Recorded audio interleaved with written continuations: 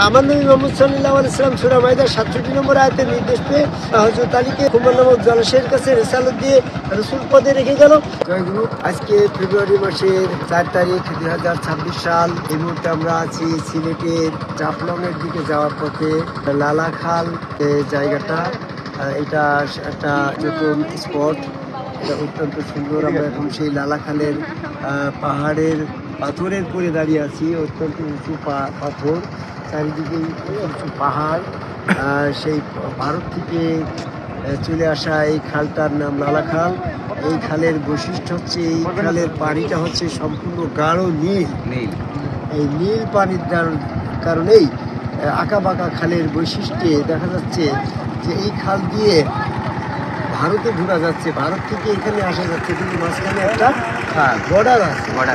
Border কিন্তু cross করা যাচ্ছে না। ঠিক আমি এই বর্ডারে দাঁড়িয়ে, এই খালে দাঁড়িয়ে, লালা খালে পাথরের উপর দাঁড়িয়ে আমি একটা বিষয় বলতে চাচ্ছি। ইহজেন্দিগি একটা খাল, একটা নদী, একটা জীবন, একটা সময়। আর পরজেন্দিগি, পরপার আখিরাতের জিন্দিগি, ওটা একটা জগৎ। ওই জগতে আল্লাহ আছে, এই জগতেও আল্লাহ আছে। ওই জগতে শয়তান নেই, এই জগতে শয়তান আছে। তাহলে শয়তান মিশ্রিত এই জগতে আল্লাহ আছে, শয়তান আছে। আর ওই জগতে শয়তান নেই, শুধু আল্লাহ আছে। তো ওই জগতের আল্লাহকে যদি আমার লাভ করতে হয়, তাহলে এই জগতে আল্লাহকে চিনে যেতে হবে। এই জগতে যদি আল্লাহ চিনতে যাই, মানুষ শয়তান দ্বারা আক্রান্ত হচ্ছে। শয়তান নিজের পরিচয় দিচ্ছে, ইন্না আনা রাব্বুকা, আমি তোমার রব। তখন তো তুমি রবকে দেখতে গিয়ে শয়তানকে রব বলে ফেলে সেরেক হয়ে যাবে। এজন্য আমাদেরকে একটা বিষয় সতর্ক থাকতে হবে যে আমি আমার পৃথিবীতে এই জন্মে যদি রবকে না চিনে যাই, ওইখানে গিয়ে আল্লাহকে দেখলে ওটা আল্লাহ কবুল করবে না, ওটা আমার তখন কাফের বলে গণ্য হবে। তো এই জগতে আমাকে আল্লাহ চিনতে হলে একমাত্র মিডিয়া হচ্ছে, আল্লাহর জগতে যেতে হলে একমাত্র মিডিয়া হচ্ছে রসুল মাধ্যম ছাড়া শয়তানকে মানে আল্লাহকে খুঁজতে গেলে শয়তান দ্বারা ঈমান হরণ হয়ে যায়।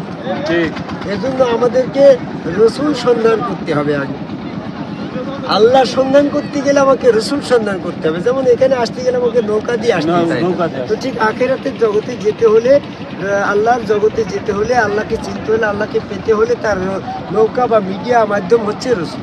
তো অনেকে বলে রসুল শেষ, রসুল কিন্তু শেষ না, রসুল নবী শেষ, কিন্তু রসুল অবস্থা সার্বক্ষণিক। এই যার যার গুরু তার রসুল। এই গুরুকে রসুল প্রমাণ করার জন্য অনেকে বলে তোমার রসুল, তোমার গুরু, তোমার রসুল হইলে কি করে? আমার গুরু হযরত খাজা নিজামুদ্দিন চিশতি আমার রসুল। এই রসুল ব্যবস্থা সার্বক্ষণিক রেখেছে কোরআনে। ধারাবাহিকতা আছে সূরা ইমরানের 81 নম্বর আয়াত থেকে একজন নবী একজন রসুলকে রেসালত দিয়ে সাহায্য করে দেয়। আমার নবী মুহাম্মদ সাল্লাল্লাহু আলাইহি ওয়াসাল্লাম সূরা মাইদার 67 নম্বর আয়াতের নির্দেশ পেয়ে হযরত আলীকে খুমর নামক জলাশয়ের কাছে রেসালত দিয়ে রসুল পদে রেখে গেল।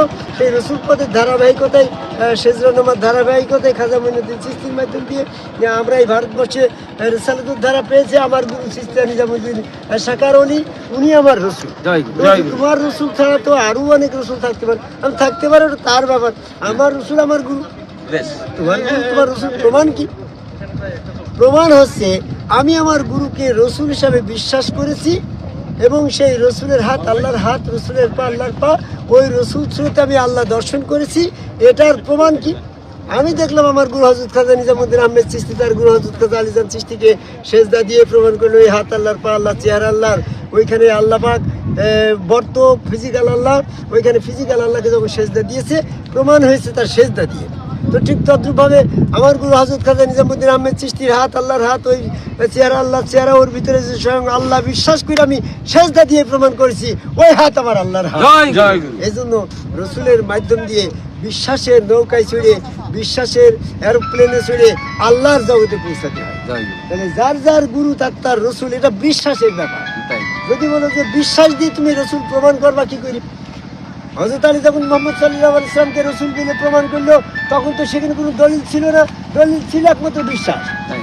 বিশ্বাসের দলিল দিয়ে নবী মুহাম্মদ সাল্লাল্লাহু আলাইহি ওয়াসাল্লামকে যদি রসুল বলে বিশ্বাস প্রমাণ করতে পারে হযরত আলী, তো আমার গুরু হযরত খাজা নিজামুদ্দিন আহমেদ চিশতিকে আমার বিশ্বাসের দলিল দিয়ে প্রমাণ করি উনি আমার রাসূল।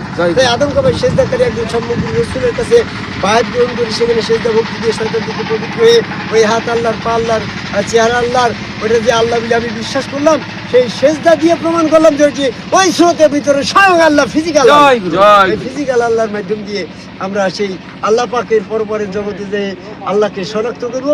এই জন্য দুনিয়ার আল্লাহকে, দুনিয়ার জগতে শয়তান যুক্ত এই দুনিয়ায় আল্লাহকে সেপারেশন করতে হলে যেখানে যে শয়তান শেষ হয়ে গেছে সেখানে আল্লাহ আছে, সেটাই হচ্ছে আদম কাবায় সেজদাকারী একজন সম্মুখ রাসূলের চেহারা স্রোতের ভিতরে শয়তান যেতে পারে না, কারণ শয়তান তো আদম কাবায় সেজদার শামিল হবে না। সূরা হিজরে 33 নম্বর আয়াত। এই জন্য আমি পৃথিবীর সকল মানুষকে এই জায়গায় বর্তমানে সম্মুখ গুরু রসুলের কাছে বায়াত গ্রহণ করি, সেখানে সেজদা ভক্তি দিয়ে শয়তান থেকে পৃথক হয়ে ওই স্রোতে স্বয়ং আল্লাহ বিশ্বাস তার প্রমাণ স্বরূপ সেখানে সেজদা দিয়ে, যখন আমি সেখানে সেজদা দিয়েছি তাহলে আবার সেজদাই প্রমাণ করে সেজদার মালিক আল্লাহ। আমি যাকে যেখানে সেজদা দিচ্ছি ওটা স্বয়ং আল্লাহকে।